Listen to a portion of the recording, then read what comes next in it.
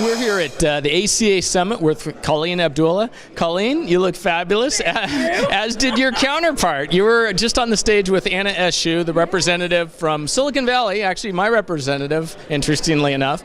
And one of the things that people might ask is, how could someone, who represents that rather urban area, although there's some rural fringes there too, but how could she kind of speak to the needs of the members here and their constituents? Right. That's a great question.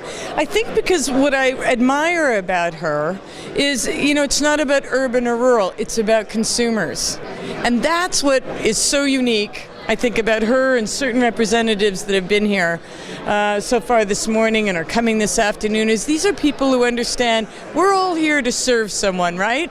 We're here to serve the end customer. And she's got a real focus on what's fair, what's right, what's happening to consumers today behaviorally, and how technology is impacting that. And that's really important because of her place in the House Energy Commerce Committee.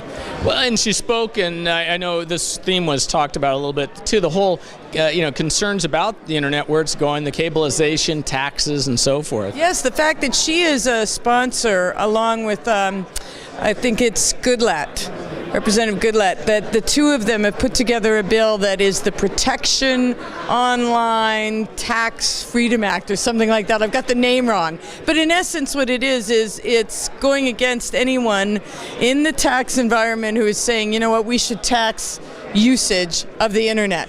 And like she said today, that is just ludicrous to consider that anytime a user wants to use the internet, they're going to be taxed. That would just crush innovation and the openness of the internet, and that she's not about to let that happen. And it's a great bipartisan bill. As she said this morning, they have 180 representatives already, 160 representatives already in favor of it. So I'm pretty sure it's going to pass.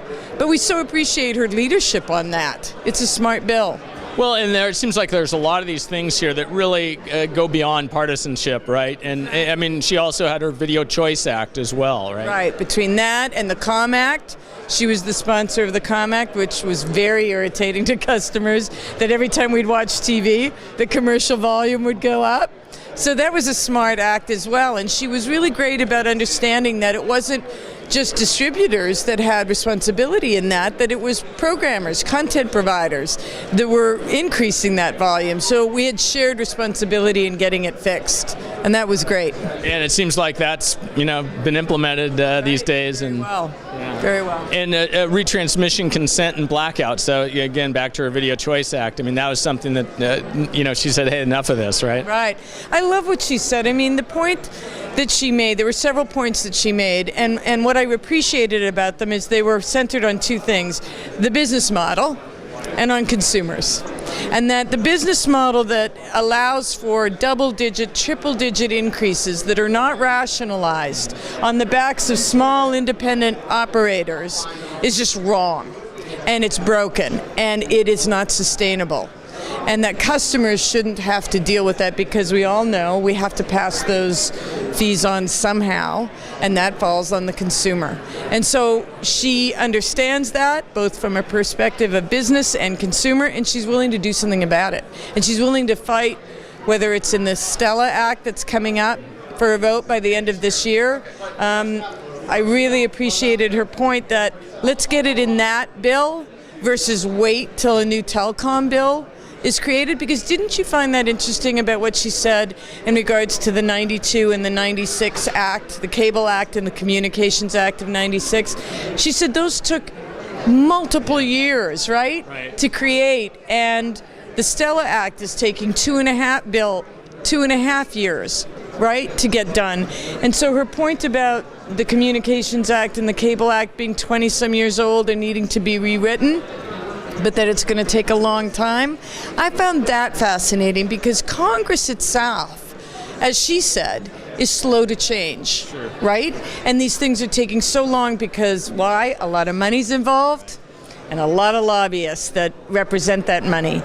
And if you put that into perspective, look what's happening to our world and the globalization, this technology revolution that we're involved in. Congress itself, that system, I think really needs major reform. They're talking about all these bills they need to reform. That system needs to be reformed because it's not keeping pace with what's happening in our world, in our country. Right. No, you're right. And there's a lot of wheels spinning while the rest of the world is moving forward, right? Right, exactly. And for all of us who are innovating and are creating, she talked a lot about innovation, right? And the importance of it. That we have to have the freedoms, we have to have the barriers removed in order to continue to be an innovative country and to compete globally. And our Congress has to support that, not create more barriers. Yeah, and it seems like to your point, it becomes, a lot of it becomes philosophical as far as how do you look at these new technologies, the new frontier of where these things are going, and it really maybe you have to rethink some basic assumptions, like spectrum being one of them. Oh, absolutely. I loved her comments on wireless spectrum, how important it is to continue to create innovation and open up the opportunities across the board. I also appreciated her comments on net neutrality and that the internet is an amazing innovation that needs to be kept open, and so the regulation around that is something she's going to continue to be involved in and fight for, the rights of consumers.